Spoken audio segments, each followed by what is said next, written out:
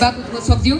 यस अझ मिति 2081 साल भद्र 25 गते सोम मङ्गलबारका दिन यस किस्पाङ गाउँपालिका वार्ड नम्बर 3 मा अवस्थित श्री यसोली भूमि माध्यमिक विद्यालयमा कार्नेट नेपालद्वारा आयोजना गरिएको तिनै तहका सरकारको प्रतिबद्धता मानव बेचबिखन विरुद्ध हामी सबै एकीबद्धता भन्ने मावि स्तरीय वाद विवाद वक्तृत्व कला प्रतियोगिता कार्यक्रमका सभाध्यक्षज्यू विभिन्न विद्यालयबाट पाल्नुभएका शिक्षक प्रतिनिधिज्यूहरू मञ्चमा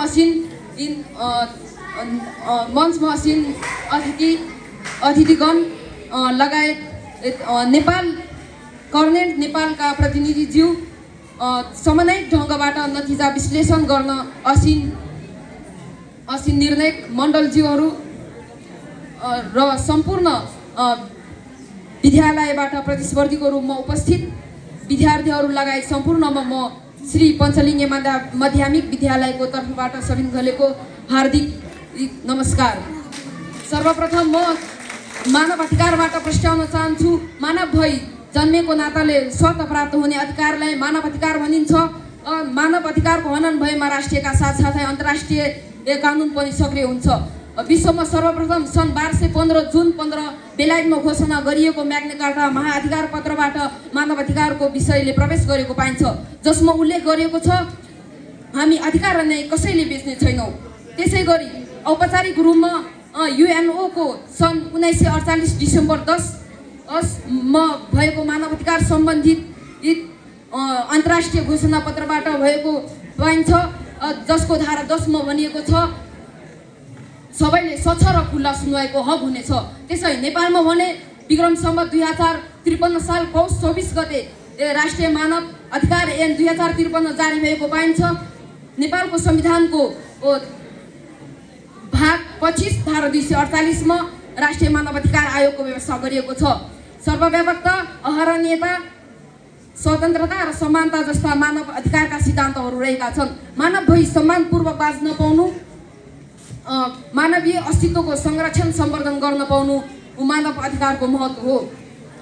मानव बेचबिखन तथा ओसार पसार नियन्त्रण ऐन 2064 को दफा 4 को उपदफा 1 अनुसार मानव बेचबिखन तथा ओसार पसार भन्नाले कुनै उद्देश्यले मानिस किन्ने वा बेच्ने, श्रम शोषण गर्ने, बहुमूल्य अङ्गहरू झिक्ने र वेश्यागमन र कानुन विपरीतका अन्य सम्पूर्ण कार्यहरू गर्ने जस्ता नराम्रा कार्यहरूले बुझिन्छ, जुन गरिबी, अशिक्षा,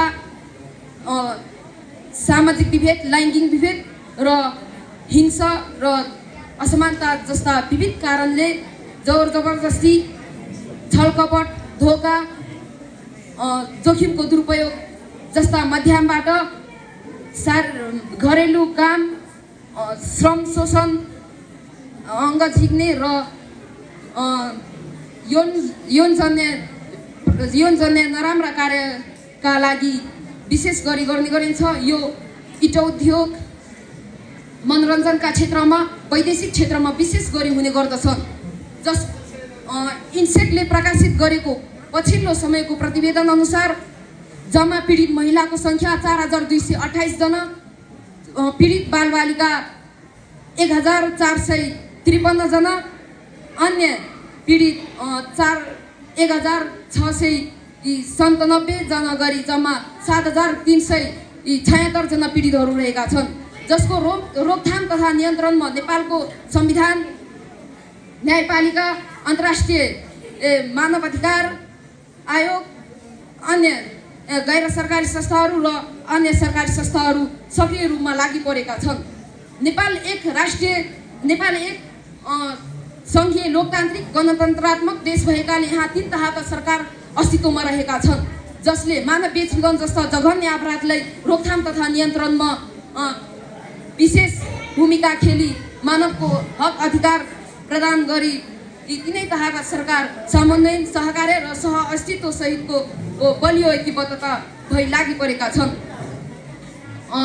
अब म तिनै तहका सरकारको भूमिका क्रमशः प्रस्ताउन चाहन्छु।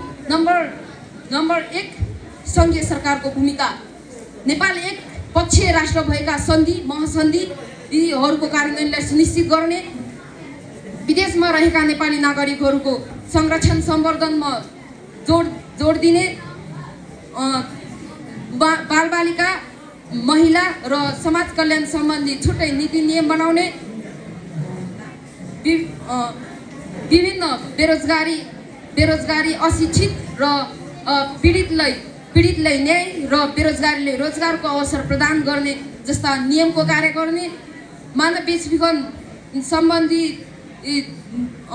मुद्दाको अभियोजना, बहर पैरावी र प्रतिरक्षा जस्ता अन्य विविध कार्यहरू गर्न सकिन्छ। अब नम्बर 2 म भन्न गइरहेको छु प्रदेश सरकारको भूमिका। प्रदेशभित्रका सरकारहरूको प्रदेशभित्र रहेका विभिन्न सङ्घ संस्थाहरूलाई सक्रिय रूपमा लगाउने, स्थानीय तहका लागि आवश्यक नीति नियमहरू निर्माण गरी यी विभिन्न किसिमका कार्यहरू गर्न सकिन्छ र सङ्घीय सरकारले तोके बमोजिमका कार्य गर्ने।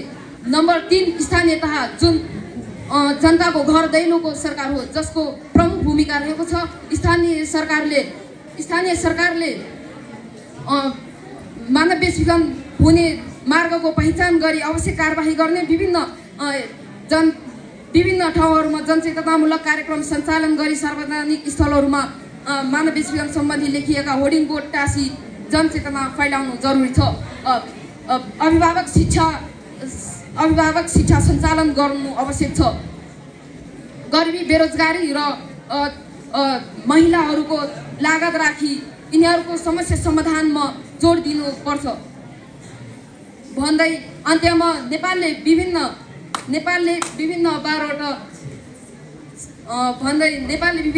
12वटा सन्धि महासन्धिहरूसँग संलग्न भई पक्षीय राष्ट्र बनेको छ भन्दै नेपालका तिनै तहका सरकारले विविध यस्ता कार्यहरू गर्न सकेमा नेपालमा मानव बेचबिखन निरूपण हुनेछ भन्दै म आफ्ना 2-4 भने यही टुङ्ग्याउन चाहन्छु। हस्, धन्यवाद।